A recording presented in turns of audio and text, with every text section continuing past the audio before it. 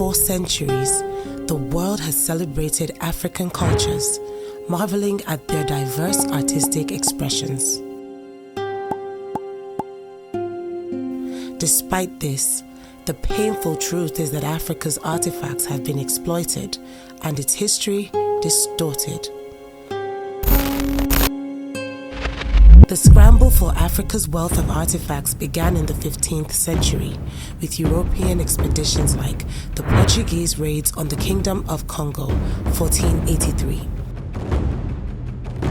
The British punitive expedition in Benin, 1897. And the Belgian Congo Free State's brutal exploitation between 1885 and 1908.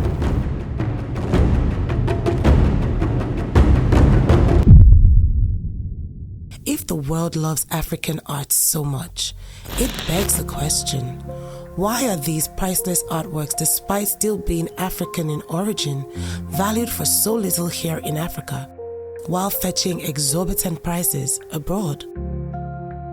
Historically, African art has been collected merely as exotic artifacts, stripped of its cultural significance.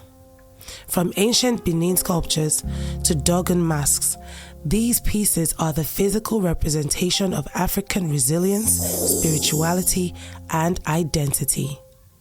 At 1952 Africa, we are driven by a deep honor for those who passionately cherish artists and their creations. We ask ourselves, what can we do to change the status quo where African art is concerned?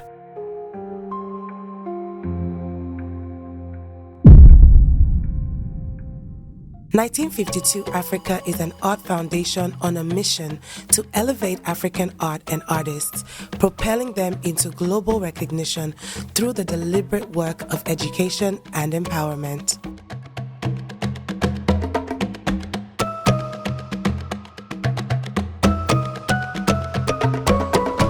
What 1952 Africa does, of course, is that it offers, possibilities for artists to really get to know the art scene here in Lagos, in Nigeria, and also to be exposed to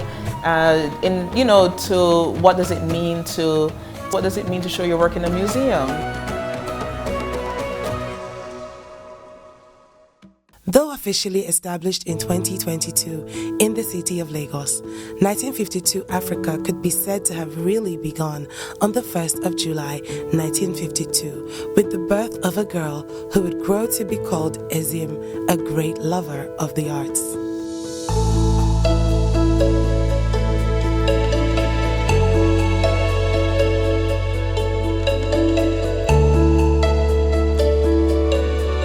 She was a powerhouse of creativity, from fashion design to even how she led in ministry.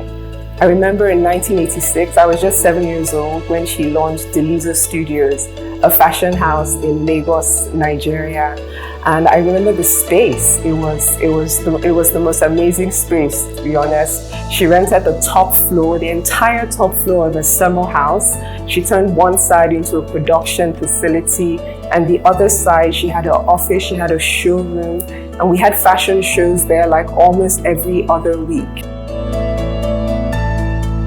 In the midst of Ezim's seriousness was a wellspring of creative, imaginative fun. Ezim was big on teaching us as children the power of play and how we can learn to express our individual creativity through play. Well, my mom during her university days did jazz ballet, funny enough, and she used to encourage us to dance as well, which we did. Well, she loved celebrating our history and culture through artistic expression. She invested in Nigerian creatives, from artists to musicians and designers, helping them to live out their passion. One of the things that our mother was big on was to teach us how to be comfortable and confident with who we were.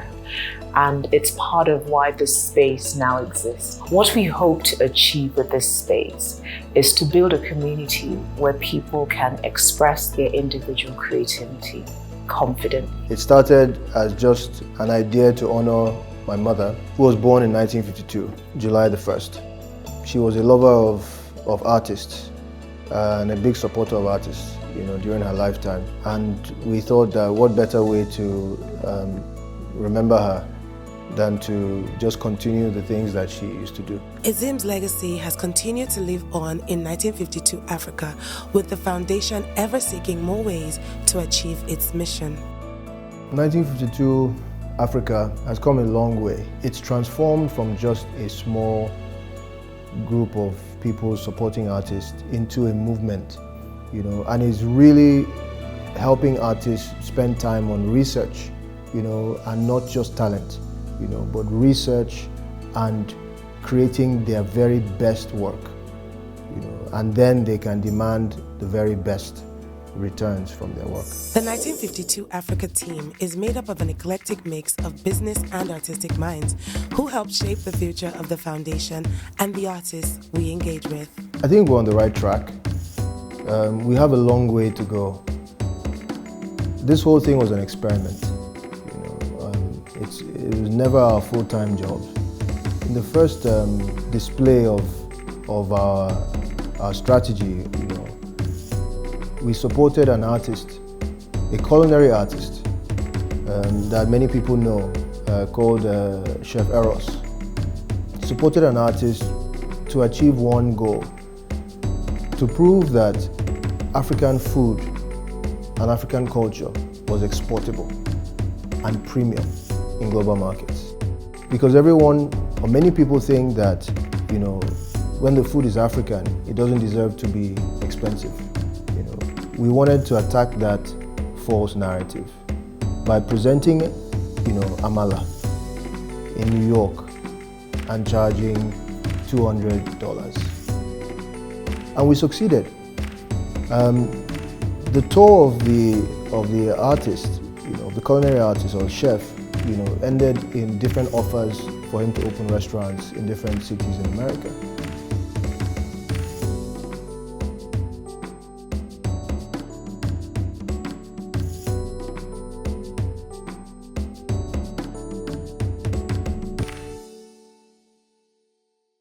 As this year's cohort kicked off in September, for the 1952 Africa family, one beloved board member has been conspicuously absent. Chizzy Wigwe, young, intelligent, and visionary, one of the foundation's early members, an ardent lover of Africa's culture and art, and a fervent believer in the brightness of the continent's future, who had lofty dreams for 1952 Africa. Chizzy was a member of the board of 1952 Africa, and it was really great to meet a young person who, while not having a background in the arts, because Chizzy, of course, as you know, was more involved in finance, accounting, etc., could really bring their own perspective as a collector, as someone who has been sort of circling the arts, as someone, as a patron of the arts, who could bring that perspective both to us as an organization and also to the artists themselves. This was one of Chizzy's biggest ambitions for this program, the accelerator especially, to be African, and for us to have true diversity, of cultures, where you have a Nigerian, you have an Ethiopian, you have a Congolese, someone from Burundi, from South Africa, from Egypt, and then you really start to see what is possible when you blend, African creativity. I've interacted with many of the students, and I think many of the arts represent themselves actually, and I would say that the students themselves are people that are high achievers. I think they've in the six months that they've been here, they've really shown hard work, the hard work ethic, and I think moving forward, as we continue to expand, we can bring in more African talent through the platform and be able to showcase that talent globally. This year, 1952 Africa has taken the first steps towards ensuring that, just as Azim's legacy lives on in our work, so too does Chizzy's.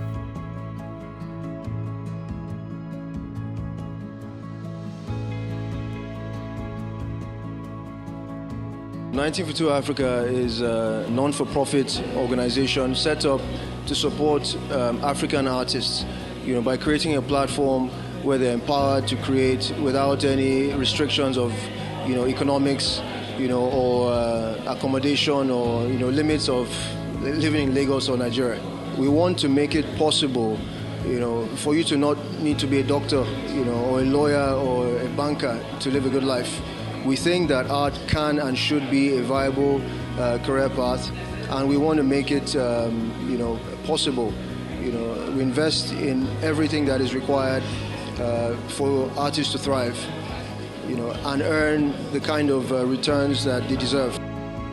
When I heard about the work of 1952 Africa, or the work that the founder had a vision to do, I was really excited.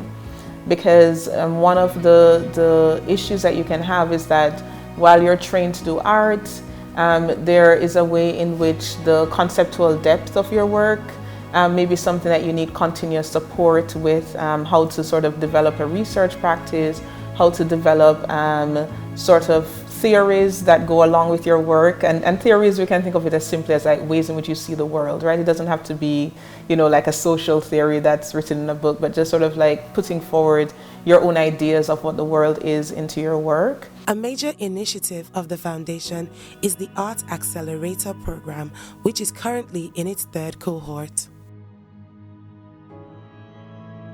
Serving as a jury member and facilitator for 1952 Africa, we made it our mission to address these challenges head-on. We provide mentorship to emerging talents, giving them the support, skills they need, basically to navigate the global art scene. We create spaces where African artists can tell their stories and build a community that fosters collaboration and cultural pride, basically. A training program that allows space for this and couples it with the other elements that are needed to develop yourself as an artist, I think it's a fantastic combination and a really good program. And so that's the reason that I wanted to be involved with 1952 Africa. Our hopes for the 1952 Arts Accelerator is that it becomes a globally recognized program, is that it achieves massive recognition with African artists around the world. And it's known as a time out, where they can really get away from, their regular environments, meet other artists going through similar challenges, create new friendships and partnerships and see new perspectives, and spend time on their own craft, their own art, with all the classes and the lectures on our history, our culture, our backgrounds, or where we actually come from.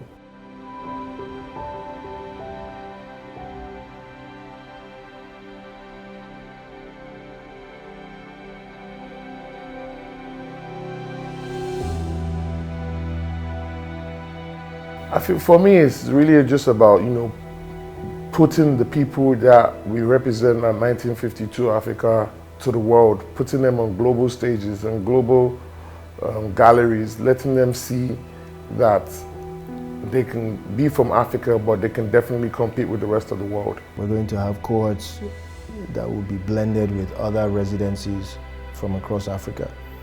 We're also going to have an expansion of geography, where we have, Africans in diaspora, being part, of the programs. We're going to create a bridge between Africa and the Caribbean, because we believe that, for the fact that Africans have settled in the Caribbean islands, it should be part of Africa. A lot of people who know me or who don't know about me, but what I've heard about me, know that I'm one person who works closely with emerging talents and developing them into becoming global superstars. And I'm bringing that to 1952 Africa, to be able to work with the young talents from Africa, develop them properly and help them become global stars and help them to become world-known artists. So, what to expect from 1952 Africa? So the future for 1952 Africa, I think is one of, I think it's global. I think it's global. I think that we've displayed an ability to put together a world-class program to deliver clear results, where our artists have grown, and the growth is visible, in the quality of their work, in the value of their work, and also the ambition of the artists.